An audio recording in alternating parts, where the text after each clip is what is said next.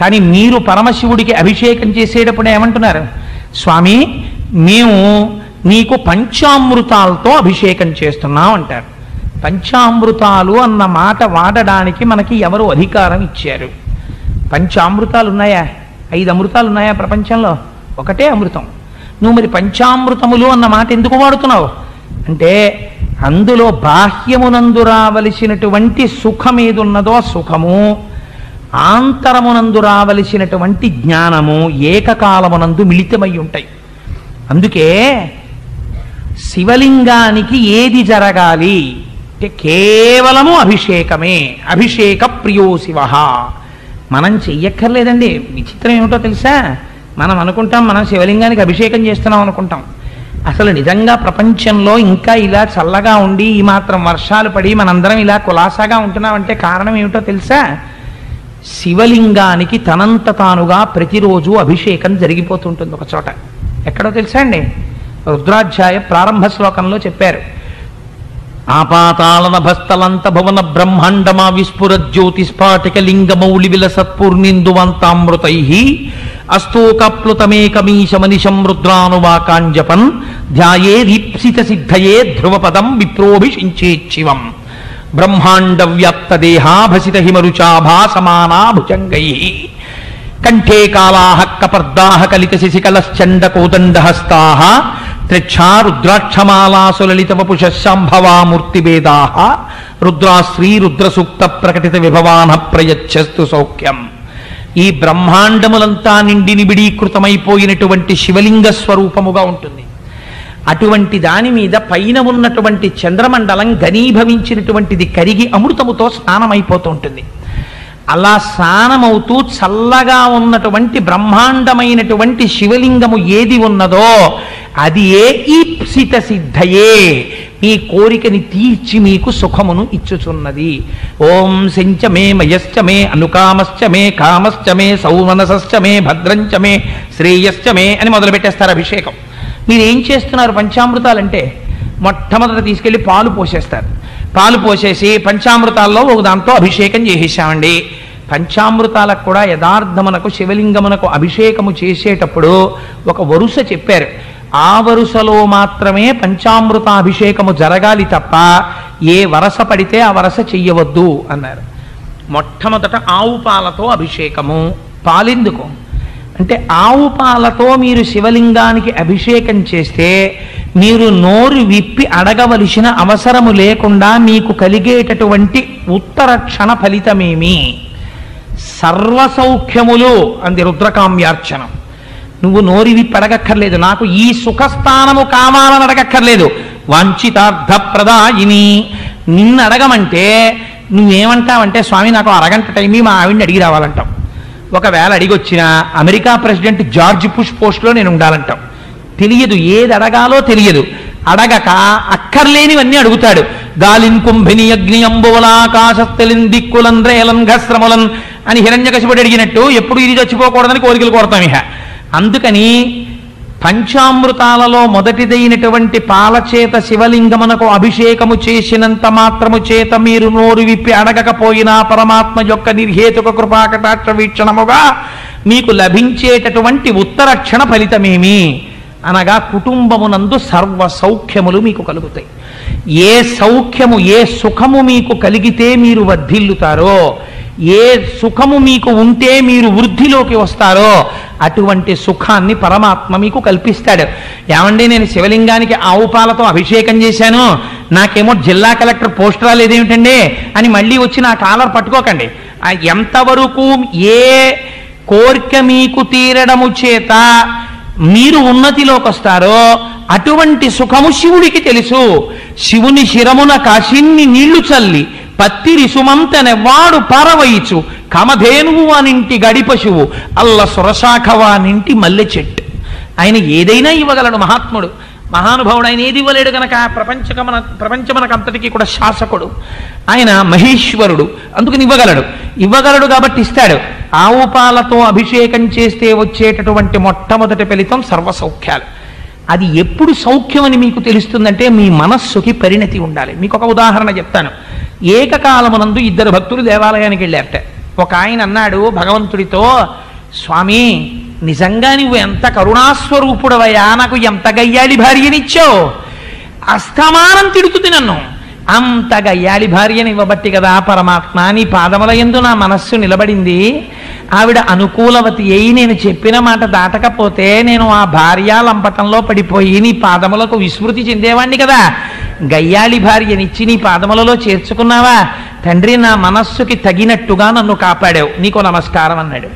ఈయన దిగ్గానే ఇంకో ఆయన వచ్చాడు, ఈశ్వర నువ్వెంత కరుణ కలిగిన వాడివి, ఎంత అనుకూలవతి అయిన భార్యనిచ్చావయ్యా, కావ్య భాషలో మాట్లాడినట్టు నన్ను ప్రీతికరమైన మాటలతో మెప్పిస్తూ అన్ని వేపులా పనికి మాలిన తిరుగుళ్ళు తిరిగేటటువంటి నన్ను గుడికి తీసుకొచ్చి 4 పువ్వులు కోసి మడి నీళ్ళు అక్కడ పెట్టి సంధ్యావందనం చేసుకోండి, 2 పువ్వులు వెయ్యండని, ఓ మంచి పని చెయ్యండని ఎప్పుడూ పక్క నుండి అదే పనిగా చెప్పి చెప్పి చెప్పి చెప్పి తన యొక్క ఆనుకూల్యమైన ప్రవర్తన కలిగిన ఇంత మంచి భార్య యొక్క మాట వినకుండా ఎలా ఉండడం అనేటటువంటి బలహీనతకి నేను లోనైపోయేటట్టుగా తన ప్రవర్తన చేత నన్ను శాసించి నన్ను ఈశ్వరాభిముఖుణ్ణి చేసి నీ పాదముల యందు నాకు స్థానమును కల్పించిన అనుకూలవతి అయిన భార్యనిచ్చిన నీకు నమస్కారం అన్నాడు. ఇప్పుడు ఒకరికి అనుకూలవతి అయిన భార్య సుఖస్థానమైంది, గయ్యాళి భార్య ఒక ఆయనకి సుఖస్థానమైంది. ఎవరికి ఏది ఇవ్వాలో పరమాత్మకి తెలుసు. నువ్వెందుకు జడ్జిమెంట్ సీట్లో కూర్చుంటావు? అందుచేత అది సుఖమనగా అర్థం. అది ఏది ఈశ్వరుడు నీకు సుఖం అనుకుంటున్నాడో అది సుఖము. పిల్లవాడికి ఏం తెలుసు? పిల్లవాడు ఏది పడితే తినాలనుకుంటాడు. నువ్వులు గుండ అన్నమే ఎక్కువ తింటానంటాడు. నీకు దగ్గు వస్తుందిరా, నువ్వులు గుండ ఎక్కువ తినకున్నా అయిపోయిందంటుందమ్మ. ఓ చెంచాడు అక్కడ పెట్టి కంచంలో వేసి కలిపేసి, ఇంత నువ్వులు గుండ చేశానా, మీ నాన్నగారు అంతా వేసేసుకుని క్యారేజీలో వేసుకుపోయారు, దొంగ నాన్న అంటాడు వాడు. మరి అనొచ్చా? తండ్రి మీద చెప్పచ్చా నేరం? ఆ సమయానికి తండ్రిని వాడు దొంగ నాన్నన్నా పర్వాలేదు, పిల్లవాడు ముందు నువ్వుల పిండి ఎక్కువగా తినకుండా ఉండడం తల్లికి కావాలి. అలా ఏది ఎక్కువైపోతే నువ్వు పతనం అయిపోతావో అది ఎక్కువైపోకుండా ఈశ్వరుడు చూసుకుంటూ ఉంటాడు. నీకు అది తక్కువ ఉంటే అది ఈశ్వరానుగ్రహం నిర్ణయించుకో. అమ్మ అంతే ఇచ్చిందనుకో, అమ్మకి తెలుసు నా సుఖం అనుకో, అలా నువ్వు అంగీకరించగలిగినప్పుడు నీకు సుఖమే. అలా కాకుండా నువ్వు సుఖాన్ని నిర్వచించడం మొదలు పెడితే నీకు ఈ బ్రహ్మాండం అంతా రాసిచ్చేసినా ఇంకా దరిద్రమే. ఇంకా ఎక్కడన్నా ఏమైనా ఉండిపోయిందేమోనండి నాకు తెలియలేదని ఏడుస్తుంటాడు. అందుకని సుఖం అనగా ఏమి? ఏది నీ అభ్యున్నతికి కారణమో అది ఈశ్వరుడి చేత నీకు కటాక్షింపబడుట. ఆవు పాలతో అభిషేకం చేసినంత మాత్రం చేత సర్వసౌఖ్యములు వస్తాయి. అంతరమునందేంటి? ఆవు పాలు శివలింగం మీద పోస్తే నేను నోరు విప్పి ఏది చెప్పడం నాకు చేత కాదో అది ఇమ్మని అడుగుతున్నట్టు లెక్క. ఏది అడగడం చేత కాదు, స్వామి నాకు జ్ఞానము కావాలి. ఇది జ్ఞానం అంటే పుస్తకాలు చదువుకుంటే వచ్చే జ్ఞానం జ్ఞానము కాదు. ఏది తెలుసుకున్న తర్వాత వేరొక వస్తువుని తెలుసుకోవలసినటువంటి అవసరము లేదో అటువంటి వస్తువైన పరబ్రహ్మమును తెలుసుకుని ఆ పరబ్రహ్మమునందు అపరోక్షానుభూతిని పొందగలిగినటువంటి అదృష్టము ఈశ్వరుడి చేత కటాక్షింపబడడం అనేటటువంటిది నాకు కొన్ని కోట్ల జన్మలుగా లభించలేదు. అందుకే పునరపి జననం పునరపి మరణం పునరపి జననీ జఠరే చయనం జిహ సంసారే బహుదుస్తారే కృపయాపారే పాహిమురారే. అలా పైన తోలు మారుతూనే ఉంది, తిరుగుతూనే ఉన్నాను. సంచులు మారుతున్నాయి, లోపలున్న వస్తువు ఒకటే, అదే పట్టుకు తిరుగుతున్నాడంతే. అందుకని చెప్పి స్వామి నాకు జ్ఞానం ఇవ్వయా అని అడగడం చేత కాక జ్ఞానమును అపేక్షించడం, ఆవు పాల చేత అభిషేకం చేయడం.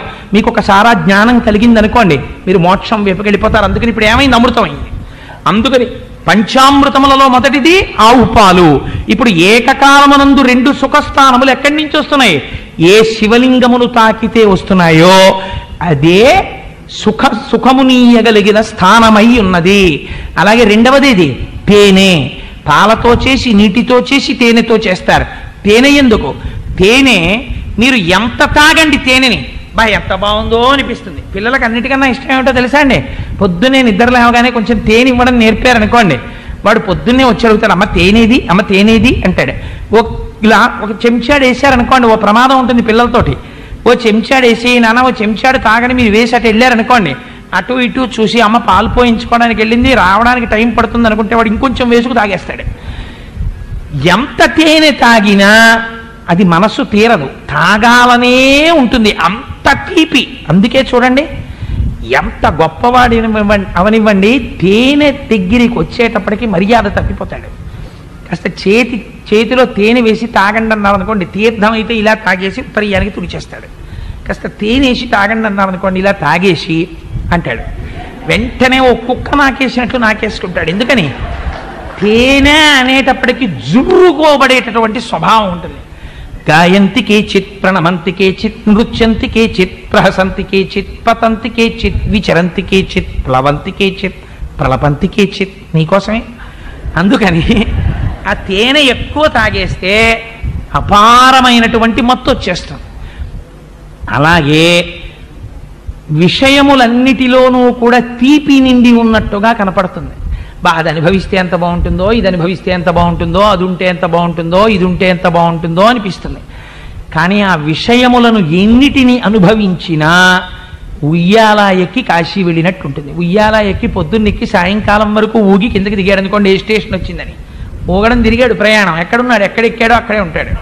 ఉయ్యాల ప్రయాణం అంతే. రైలు ఎక్కితే పెడతాడు తప్ప సాయంకాలానికి సికింద్రాబాద్లో ఉంటాడు. కానీ ఉయ్యాల్లో పడుకుని సాయంకాలం వరకు ఊగి కిందకి దిగి ఏ స్టేషన్ అండి అంటే, ఏ స్టేషన్, నీ మొహం ఎక్కడెక్కావో అక్కడే ఉన్నా ఉంటాడు. అందుకని విషయములను ఎన్ని అనుభవించినా దాని వలన వచ్చే ప్రయోజనము శూన్యము. ఈ వైరాగ్య భావన రమ్మంటే వచ్చేది ఏం కాదు. అది చెప్పడానికి చాలా తేలిగ్గా ఉంటుంది. ఒక్కరోజు ఫ్యాన్ లేకపోతే తెలుస్తుంది విషయానుభవం అంటే ఏమిటో. అందుకని విషయములను అనుభవించుట అంటే అంత ప్రీతి శరీరమునకు మనస్సునకు. అందుచేత ఇది ఎవరు తీయగలరు? విషయములతో సంబంధము లేకుండా తుల్య నిందా స్తుతిర్మౌని సంతుష్టో ఎనకేనచిత్ అనికేత స్థిరమతి భక్తిమాన్ మే ప్రియో నరః. ఆ ద్వంద్వములను అతిక్రమించి విషయములను విడిచిపెట్టి ఎవడు విషమును తన కంఠమునందు పెట్టుకున్నాడో వాడి పాదముల వైపుకి నడవగలగాలి. ఈ తిరస్కారణ అంత తొందరగా రమ్మంటే వచ్చేది కాదు. వయస్సు అయిపోతూ ఉంటుంది, జుత్తు తెరిసిపోతుంటుంది, అయినా ఇంకా ఎంత లంపటమో కడుపులో. అందుకని ఈ భావన పోవాలంటే స్వామికి తేనెతో అభిషేకం చేస్తారు. అందుచేత తేనెతో అభిషేకం చేస్తే పైకిన మీకు వచ్చేటటువంటిది అపారమైనటువంటి తేజస్సు, ఆంతరమునందు వచ్చేటటువంటిది ఆ తేనెతో అభిషేకము చేయడము చేత విషయ పిపాస విరిగిపోయి ఏముంది విషయాల్లోనేటటువంటి వైరాగ్య భావన అంకురిస్తుంది. అందుకే శంభో అన్న నామానికి అర్థం ఏమిటో తెలుసా అండి? కేవలము సుఖములనిచ్చువాడు కాడు. వ్యాఖ్యానంలో అన్నారు, శంభో అన్న నామానికి నిజమైన అర్థం గళంతీ శంభోత్పచ్చరిత సరిత కిల్బిషరజో దళంతీ ధీకుల్యాహస్సరణిషు పతంతీ విజయతాం దిశంతీ సంసార భ్రమణ పరితాపోపశమనం వసంతీ మచ్చేతో హ్రదభివి శివానందలహరి. సుఖములను అనుభవించి అనుభవించి అనుభవించి ఒకనాడు ఎదురు తిరిగి ప్రశ్న వేయగలిగిన స్థితి రావడం. ఏముందని దీనికోసం నేను ఇంత కొట్టుకుపోయాను అని, ఎందుకు దీంట్లో ఏముందని ఇంత తాపత్రయం, నేను దీనిని తిరస్కరించలేనా? ఇప్పుడు ఏమవుతుందో తెలుసా అండి? లోకములన్నీయున్ గెలిచినాడవు, ఇంద్రియానీకము చిత్తమున్ గెలువనేరవు, నిన్ను నిబద్ధు చేయు భీషణ శత్రులార్వుల ప్రభిన్నుల చేసిన ప్రాణికోటిలో నీకు విరోధి లేడొకడు నిర్పుణ చూడుము దానవీశ్వర అంటాడు ప్రహ్లాదుడు. ఇంద్రియములను గెలుస్తాడు. గెలిస్తే ఏమవుతుంది? అపారమైనటువంటి శాంతిని పొందుతాడు. విషయముల యందు పిపాస తరిగిపోతుంది. తరిగిపోయి ఎందుకు దాని గురించి పెద్ద తాపత్రయం, ఎందుకంటే బాబు నేను అటువైపుకి ఏం పరిగెత్తాలనుకోవట్లేదు, ఇటువైపుగా మక్కువ, ఈశ్వరార్చన కళా నిపుణుడైపోతాడు. ఈ ఉత్సాహం అంతా భగవంతుడి వైపుకి నడిచేస్తుంది. ఇలా నడపగలిగిన శక్తి భగవదనుగ్రహముగా మీకు కలిగితే సుఖములను అనుభవించి అనుభవించి సుఖముల యందు నిజమైన సుఖము లేదన్న సత్యమును గ్రహించగలిగినటువంటి స్థితిని పొందడము శంభుని యొక్క అనుగ్రహము. ఇప్పుడు ఏమైంది? విషయ పిపాస విరగింది. అందుకని తేనెతో అభిషేకము, బాహ్యమునందు తేజస్సు వచ్చింది. మూడవది నెయ్యి. గృహస్థాశ్రమంలో ఉన్నవాడెవ్వడూ కూడా నాకొక్క రూపాయి కలిసి రాకూడదు, నేను కటిక దరిద్రుణ్ణి అయిపోవాలి, తినడానికి తిండి ఉండకూడదు, కట్టుకోవడానికి బట్ట ఉండకూడదు, పరమనీచుణ్ణై పరమదరిద్రుణ్ణై ఆకలేస్తే వెళ్ళి 4 ఇళ్ల ముందు నిలబడి భవతి భిక్షాంది అనుకుంటూ అడుక్కుంటూ గడపాలి అని భగవంతుడి దగ్గరికి వెళ్ళి స్తోత్రాలు చేయకూడదు. గృహస్థాశ్రమంలో ఉండేటటువంటి వాడు ఎప్పుడు అడిగినా ధర్మార్థ కామమోక్ష చతుర్విధ పురుషార్థ ఫల సిద్ధ్యర్థం అని అడగాలి. లక్ష్మీదేవి యొక్క అనుగ్రహమును కోరడం ఎప్పుడూ తప్పు కాదు. కానీ లక్ష్మీదేవి యొక్క అనుగ్రహము చేత జన్మ యొక్క ధ్యేయమును మరిచిపోయి అహంకారమును పొందడం దోషం. అది లక్ష్మి యొక్క దోషం కాదు, నీకు కలిగినటువంటి అవివేకం. అందుచేత ఏది కోరుకోవాలి అంటే ఐశ్వర్యమును కోరడము తప్పు కాదని చెప్పింది శాస్త్రం. నేను ఒక్క ఇల్లు కట్టుకున్నాను స్వామి, నా కొడుకు నాకన్నా కూడా చాలా అందమైన ఇల్లు కట్టుకోవాలి, కానీ ప్రతి గదిలో నేను అలా కట్టుకోలేకపోయాను. నా కొడుకు ఇంట్లోకి ఇలా సింహద్వారం, అంటే నిజంగా నా గురించి అనుకుంటున్నారేమో, నేను ఉదాహరణకి చెప్తున్నాను అంతే, వీడికి అన్ని రెడ్డి పెద్ద కోరికలు ఉన్నాయనుకోకండి. తలుపులు తీసేటప్పటికీ స్వామి మా ఎదురుగుండా ఒక 15,000 రూపాయల లేపాక్షి పెయింటింగ్ ఉండాలి, అటు దేవతలు ఇటు దానవులు కలిసి మందర పర్వతాన్ని క్షీరసాగర పథనం చేస్తున్నట్టు నాకు కనపడాలి ఎదురుగుండా. ఇలా లోపలికెళ్ళి సోఫా సెట్లో కూర్చుంటే అలా చూసేటప్పటికీ భగవద్గీతని బోధ చేస్తున్నటువంటి కృష్ణ పరమాత్మ యొక్క ఒక పెద్ద ఆయిల్ పెయింటింగ్ ఉండాలి. పూజ గదిలోకి ఇలా తలుపు తీస్తుంటే గణగణ గణగణ గంటలు మోగాలి. ప్రాతస్మరామి లలితా వదనారవిందం అనుకుంటూ నేను పూజ గదిలోకి వెళ్ళాలి అని నువ్వు ఐశ్వర్యాన్ని కోరుకోవడం తప్పు కాదు, కోరుకోవాలి. ఇంకా నాతో నా వంశం అంతరించిపోతే చాలు, ఎందుకు వచ్చింది ఈ వంశాలు ఈ పిల్లలు ఇవిని, ఎవరూ లేకపోతే ఏ జంజాట ఉండదు, దేవుడి దయ వల్ల నాకు పిల్లలు పుట్టకూడదు, ఇలాంటి దిక్కుమాలిన కోరికలు ఉండకూడదు. ఇవాళ రేపు నేను ఈ మాట ఎందుకు నేను కఠినంగా అనకూడదని అంటలేదో తెలుసా అండి. ఇవాళ ప్రపంచంలో ఒక దుర్మార్గపు సంప్రదాయం ఒకటి ఏర్పడింది. పూర్వం లేదు, ఇది ఒక 5 సంవత్సరాల క్రితం నాకు తెలిసి లేదు. కొత్తగా పెళ్ళైనటువంటి దంపతులు ఎవరైనా పెద్దల దగ్గరికి వచ్చి కాళ్ళకి నమస్కారం చేశారనుకోండి, వాడు ఏమని ఆశీర్వదించాలి? మీ ఇద్దరూ పెళ్లి చేసుకున్నారు కాబట్టి చిలకా గోరింకల్లా ఎప్పుడూ ముద్దు ముచ్చట ఆడుకుంటూ పిల్లల తొక్కని పక్కతో నీట్గా అలా ఉండాలి మీ ఇల్లు అంటాడా? వాడు ఏమంటాడా? మీ ఇద్దరికి వచ్చే సంవత్సరానికమ్మా నువ్వు పండంటి పిల్లాడితో సంతోషంగా ఉండాలంటాడు. నేను చాలా చోట్ల చూస్తూ ఉంటాను, ఎవరైనా పెద్దలు ఈ మాట అన్నారనుకోండి అక్షతలేసి, వెంటనే తెలిసి తెలియని అఘాయిత్యం పాండిత్యం ఉన్నవాళ్ళు కొంతమంది ఉంటారు పక్కన. వాళ్ళు అంటారు, ఏడొచ్చే ఏడాదికే మళ్ళీ పండంటి పిల్లాడేటండి, ఒక 5 ఏళ్ళు వాళ్ళని ఎంజాయ్ చేయనివ్వండి అంటాడు. ఒకవేళ నిజంగా అక్షతలు వేసినటువంటి వాడికి ఈశ్వరార్చన కళా నిపుణుడు అనుకోండి, వాడి మనస్సు ఖేదపడి 5 ఏళ్ళు ఏమిటి 50 ఏళ్ళు వచ్చే వరకు అలాగే ఉండని అనుకోండి మనసులో. అప్పుడు వీడు మళ్ళీ 5 ఏళ్ల తర్వాత ఎక్కడ కనపడతాడంటే రైల్లో, పిల్లలు లేరండి, అక్కడికి వెళ్ళి ఏదో ఉట్టి కట్టానండి, ఇక్కడికి వచ్చి గుళ్ళోకి వెళ్ళానండి, ఇక్కడికి వచ్చి ఏదో మూట కట్టానండి, మాస్టర్ ఏదైనా స్తోత్రం చెప్తారు ఏంటండి అని మళ్ళీ వీడిని అడుగుతాడు. ఎందుకు వచ్చింది అది? అందుకని గృహస్థాశ్రమంలో ఉన్నటువంటి వాడు వంశాభివృద్ధిని కోరుకోవాలి తప్పకుండానండి. అలాగే అంటే ఇప్పుడు అర్జెంటుగా వచ్చేసినటువంటి ఉపద్రవం ఏం లేదుగా, దానివల్ల నష్టమేం లేదు నీకు. కానీ వీడు ఏదో సర్వశాస్త్ర పారంగతుల్లో వెంటనే ఓ వీటో ఆర్డర్ ఒకటి పాస్ చేస్తుంటాడు. సో అందుచేత అది కూడా విభూతి, అది కూడా ఐశ్వర్యం. వంశం పెరుగుతుంటే చూసుకోగలగడం అదొక అదృష్టం. ఒక తాతగారు ఒంట్లో ఓపిక ఉండగా తన తొడ మీద కూర్చోపెట్టుకుని అలా వైకుంఠపురంబులో నగరిలో ఆమూల సౌధంబుదాపల మందార వనాంతరమృత తద ప్రాతేందుకాంతో పలోత్పల పర్యంక అని రాత్రి పడుకుని తాతగారు పుట్టినే కాలు మీద కాలేసుకుని పద్యాలు చదువుకుంటూ పడుకుంటుంటే మనవడు తాతగారి దగ్గరికి వచ్చి కాళ్ళు పడుతూ తాతగారండి అలా వైకుంఠపురంబులో చదవండి అన్నాడు అనుకోండి, ఆ మనవడిని చూసి మురిసిపోతూ ఆ తాతగారు నిద్దట్లోకి వెళ్ళిపోయే ముందు అలా వైకుంఠపురంబులో నగరిలో వామూల సౌధంబుదాపల మందార వనాంతరమృత తద ప్రాతేందుకాంతో పలోత్పల పర్యంక అని పద్యం జరిగి పడుకున్నాడు అనుకోండి. కొన్నాళ్ళు పోయేటప్పటికి తాతగారి పద్యాల్లో చాలా పద్యాలు మనవాడికి వచ్చేస్తాయి. నేను ఒక మాట చెప్తాను, యథార్థం కాదని మీరు అనండి. ఏ ఇంట్లో తాతగారు సహస్రశీర్ష పురుష సహస్రాక్ష సహస్రవాత్ స భూమిం విశ్వతో వృత్వ అత్యతిష్ట దశాంగుళం అని పూజ చేస్తున్నాడు అనుకోండి, రోజు 3 ఏళ్లు రాని పిల్లాడు కూడా ఆ ఇంట్లో గమ్మత్తుంటుంది. సహస్రతీర్థ పురుష అని వాడు ఏదో చదివేస్తాడు. మీరు పుస్తక పఠనం చెయ్యడం కన్నా ఇంట్లో పెద్దవాళ్ళు చదివేది పిల్లలకి తొందరగా పట్టుకుంటుంది. పెద్దలు ఎలా ప్రవర్తిస్తున్నారో పిల్లలు అలా ప్రవర్తిస్తారు. నేను నిన్న కొవ్వాడ వెళ్ళాను, అక్కడ ఒక చిన్న పిల్లని చూశాను నేను. ఆ పిల్ల వచ్చి 2 కాళ్ళు దండం పెట్టి ఇలా కళ్ళకు అద్దుకుని ఇలా గుండెలకు అద్దుకుని అక్కడికి వెళ్ళి ఓ కుంకంలో వేలెట్టి వచ్చి మా ఆవిడికి బొట్టెట్టి అక్కడ ఉన్న అక్షతలు తీసుకొచ్చి మా ఆవిడికి వేసి వంగి కాళ్ళకి దండం పెట్టి ఎన్ని మాటలు చేసిందో. ఎక్కడి నుంచి వస్తుందండి ఆ సంస్కారం? అంటే ఆ ఇంట్లో ఉందన్నమాట అలా నమస్కారం పెట్టేటటువంటి సంస్కారం. కాబట్టి వాళ్ళకు వచ్చు. అమ్మ వంగి వారికి నమస్కారం చెయ్యి అన్నారు అనుకోండి, అంటే ఏదో కుంఫూలో చేసినట్టు ఇలా వంగి అంటుంటారు. ఎందుకు ఆ నమస్కారం? వాడికి కనీసం కుడి కాలు మీద కుడి చేయి పడాలి, ఇలా పెట్టాలి నమస్కారం అని కూడా వాడికి తెలియదు. వాడి దోషం కాదు, ఇంట్లో చెప్పిన వాళ్ళు లేరు, ఎప్పుడు అలవాటు లేదు ఆ ఇంట్లో. ఇంకోటి కాళ్ళ దగ్గర వంగడం వాడికి రాదు.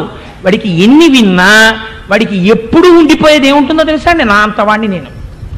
అందుకని వాడికి ఉన్న పెద్ద ప్రమాదం ఏమిటంటే, అన్నిటికన్నా వాడికి ఎప్పుడు వస్తుందంటే కష్టం, వాడు ఇంకోటికి ఇలా అనలేడు. అలా అనడమే అని లోపల బాధ వచ్చేస్తుంది. కొంతమందిని మీరు చూడండి, నమస్కారం పెట్టవలసి వస్తుందేమో అని జారిపోయే వాళ్ళు ఉంటారు పెద్దల దగ్గర. ఎందుకనంటే వాడికి అహంకృతి, నేను నమస్కారం పెట్టడం ఏమిటండి, నేను నమస్కారం పెట్టనంటాడు. అలా అంత అహంకృతి ఏర్పడిపోతుంది. సో నేను ఎందుకు చెప్పానంటే, ఐశ్వర్యమును అపేక్షించడం అనేటటువంటిది దోషము కాదు గృహస్థాశ్రమంలో ఉన్నవాడికి. అందుకని శంకర, నాకు ఎక్కడి నుంచి వస్తుంది ఐశ్వర్యం, ఈశ్వరుడు నువ్వు, అందుకని నువ్వు నాకు ఐశ్వర్యం ఇవ్వాలి అని అడగడమే నీతితో అభిషేకం చేయడం. ఆంతరమనందేమిటి, ఒక గొప్ప రహస్యం ఉంది. నీతిని పంచామృతాల్లో అమృతం అని ఎందుకంటారో తెలుసా అండి? పాల యొక్క మారుతున్న చిట్ట చివరి స్వరూపంలో నెయ్యి చిట్ట చివరిది రమణులు అంటారు. ఇప్పుడు మీరు పాలు కాయాలి, తోడు పెట్టాలి, అంటే తోడంటే పెరుగు తీసుకొచ్చి కలపాలి, కలిపి ప్రతి పావు గంటకి వెళ్ళి తోడుకుందా లేదా అని ఇలా అంటున్నారు అనుకోండి, ఇక తోడుకోదు, దాన్ని అలా వదిలేయాలి. తోడు పెట్టాక మీకు నమ్మకం ఉండాలి, పెరుగు వేశాను కాబట్టి తోడుకుంటుంది విశ్వాసం, అలా వదిలేయాలి, తోడుకుంటుంది. తోడుకున్న తర్వాత కవ్వం పెట్టాలి, చిలకాలి, చిలికితే ఏమొస్తుంది, వెన్న వస్తుంది. వెన్న ఏం చేయాలి, అగ్నిహోత్రం మీద పెట్టాలి. ఇప్పుడు ఏమవుతుంది, నెయ్యి అవుతుంది. ఇంకా తర్వాత ఏం చేసినా ఏమీ అవదు, నెయ్యే ఉంటుంది. ఈ నెయ్యి ఇన్ని వికారములు పొందిన తరువాత పైకి వచ్చిన నెయ్యి ఎక్కడున్నది, పాలలోనే ఉన్నది. పాలలో లేకపోతే నెయ్యి ఎలా వచ్చింది చివర? పాలలో నెయ్యి ఎక్కడున్నది? పాల అంతటా నెయ్యి ఉన్నది. మరి పాల అంతటా ఉన్న నెయ్యి ఈ కంటికి ఎందుకు కనపడలేదు? అది నువ్వు తెలుసుకుంటే నేతితో అభిషేకం ఎందుకు చేస్తున్నావో నీకు అర్థమైపోతుంది. అంటే లోపల ఉన్నటువంటి ముందు మనస్సు సత్వగుణ ప్రధానం అవ్వాలి. రామకృష్ణ పరమహంస అంటారు, మేకు పట్టికెళ్ళి కొట్టేద్దామంటే గోడలో దిగదు. ఎలా ముందు అసలు గోడ మేకు పెట్టి కొడుతున్నప్పుడు మేకు లోపలికి వెళ్ళడానికి కావలసినంత కొంత మెత్తతనం గోడకు ఉండాలి, ఉంటే మేకు దిగుతుంది, అయితే మేకు ఉంగిపోతుంది. చెప్పేవాడికి కంఠం నొప్పి రావాలి, కానీ వాడికి మాత్రం ఏమీ అర్థం అవదు. ఆఖరి వరకు కూర్చుని మంగళాశాసన పరైహిమదాచార్య పురోగమైహి అంటుంటే అప్పుడు తీసి చెవి మిషన్ పెట్టుకున్నాడు అనుకోండి, వాడు ఎందుకున్నట్టు అప్పటి వరకు సభలో? అంటే అలా ఏమిటో అంతమంది మధ్యలోకి వెళ్ళి కూర్చుంటే నాకు గాబరా ఉండదండి, అందుకెడతాను పురాణానికి, పొరపాటున చెవిలో పడుతుందేమో అని మిషన్ తీసేసి అంతమంది మధ్యలోకి వెళ్ళి కూర్చుంటానంటాడు ఒక్కొక్కడు. ఎంత ఆశ్చర్యం చూడండి. అందుకని అది కాదు, ముందు మనస్సుకి సత్వగుణం అలవాటు పడాలి. మనస్సుకి సత్వగుణం అలవాటు పడితే ఆ పరిశుద్ధమైనటువంటి మనస్సు ఆ తరువాత పెద్దల యొక్క మాటలు వినగా వినగా సుఖము విషయములయందు లేదనేటటువంటి భావన వలన కలిగినటువంటి వైరాగ్యమనబడేటటువంటి అగ్నిహోత్రము చేత కాలి భక్తి చేత ఎర్రటి తెట్టు కడితే, శాస్త్రవచనం అనేటటువంటి పెరుగు తెచ్చి కలిపితే, నిధిధ్యాసనమని లోపల దాన్ని అలా నిలబెడితే కదపకుండా ఆ ధ్యానములో అది తోడుకుంటే, అప్పుడు అందులోకి మళ్ళీ ఒక్కసారి ఆ చింతనం అనేటటువంటి కవ్వాన్ని తిప్పి భగవంతుని యొక్క రూప గుణ విభూతులను అనుభవించడానికి మననం చేస్తే, అచ్చర్చస్ అన్న మననంలోంచి వెన్న పుడితే, ఈశ్వరుణ్ణి విడిచిపెట్టి నేనుండలేనన్న తాదాత్మ బుద్ధి పుడితే, నీటి యందు తేలుట, అగ్ని తగిలితే కరుగుట, అటువంటి నీతి స్వభావమును పొందితే ఘృతేన వర్ధతే బుద్ధి. ఇప్పుడు ఈ వచ్చినటువంటి నెయ్యి ఏది ఉన్నదో ఆ నేతిని నీవు తపస్సు చేత అపరోక్షానుభూతిగా మార్చుకుని ఇక్కడే ఇప్పుడే నువ్వు పరబ్రహ్మముగా నిలబడగలిగినటువంటి స్థితి. అటువంటి స్థితిని నాకు ఇయ్యని, నాకు అడగడం చేత కాదని నేతితో అభిషేకం చేసుకోవడం అన్నారు రమణ మహర్షి. అందుకని ఇప్పుడు పంచామృతములలో నెయ్యేమైంది? శివలింగమునకు అభిషేకము చేసి అపరోక్షానుభూతిని అడుగుట అద్వైత స్థితిలో. బాహ్యమునందు ఐశ్వర్యం అడుగుట. పెరుగుతో ఎందుకు అభిషేకం? పెరుగుతో అభిషేకం చేస్తే ఈ శరీరమునకు మీరు చేసినటువంటి పాపము యొక్క ఫలితముగా రోగం వస్తుంది. అయ్యో స్వామి, నేను ఈ రోగాన్ని తట్టుకోలేకపోతున్నానయ్యా, ఇంత బాధ పడలేకపోతున్నాను, అంచేత నాకు ఈ రోగమునకు ఉపశమనమును చూపించు అని అడిగితే ఈశ్వరానుగ్రహంగా రోగం ఉపశమించాలంటే పెరుగుతో అభిషేకం చెయ్యాలి బాహ్యమునందు. ఆంతరమునందు పెరిగేమిటి? ఇతపూర్వం కస్తూరి తీసుకొచ్చి మీరు గుడ్డ మూట కట్టారనుకోండి, ఆ తర్వాత కస్తూరి తీసేశారు, కానీ గుడ్డకి వాసన ఉండిపోతుంది. అలాగే జీవుడు ఎన్నో జన్మల నుంచి కర్మలు చేస్తున్నాడు. ఆ కర్మలను అనుభవించడం చేత కలిగినటువంటి ఫలితములను అనుభవించడానికి అలవాటు పడినటువంటి ఇంద్రియములతో కూడినటువంటి మనస్సు లోపల గుప్తముగా దాచుకున్నటువంటి అనుభవముల యొక్క సారభూతమైన విశేషమునకు వాసన అని పేరు.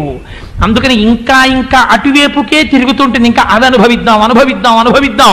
ఇంతకుముందు కొన్ని కర్మలు చేశాడు, అటు ఫలితాలు పొందాడు, అవి ఇంకా అనుభవిద్దాం అంటుంటుంది. ఇప్పుడు అనుభవిద్దామన్న కారణం చేత వాసనలు ఏర్పడతాయి. ఈ వాసనలు మీ అంత మీరు తొలగతోయలేరు. ఆ వాసనా బలం లాగేస్తుంటుంది, ఒక్కొక్కడిని లాగేసి తప్పు పద్ధతుల వైపుకి తీసుకెళ్ళిపోతుంటుంది. నీ అంత నీవు వాసన దాటలేవు కనుక పెరుగుతో అభిషేకం చేస్తే వాసనని అధిగమించగలిగిన శక్తి వస్తుంది. అందుచేత పంచామృతాల్లో ఒకటి కాదు, చిట్ట చివరిది పంచదార. ఆఖరణ పంచదారతో అభిషేకం చేస్తారు. ఆత్మాభిమానమే పంచదార. అదొక అజ్ఞానం. ఇది నేను అనడం లోపలున్న దాని గురించి ఎరుక లేకపోవడం.